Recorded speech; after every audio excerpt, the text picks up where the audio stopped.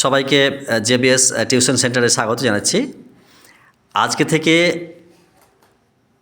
নতুন বাড়িতে আমরা এই 4 জন স্টুডেন্টকে নিয়ে যাত্রা শুরু করলাম এবং গত পরশুদিন ওদের বাড়িতে পড়িয়ে গেছিলাম। এছাড়াও এই বাড়িতে আমরা কয়েক মাস আগে একদিন পড়তে এসেছিলাম, আর ফিনিশিং না হওয়ার জন্য আমরা বন্ধ করেছিলাম। এবং এছাড়াও বিগত 3 থেকে 4 বছর পর্যন্ত এই যে রাইট সাইডে এরা বসে আছে, রেজাউল, এরা কিন্তু আমার কাছে কন্টিনিউ পড়তেই আছে। আর আলী, রোহিত, এরা গত বছর থেকে পড়ছে। তো এদের নিয়ে আমার যাত্রা শুরু।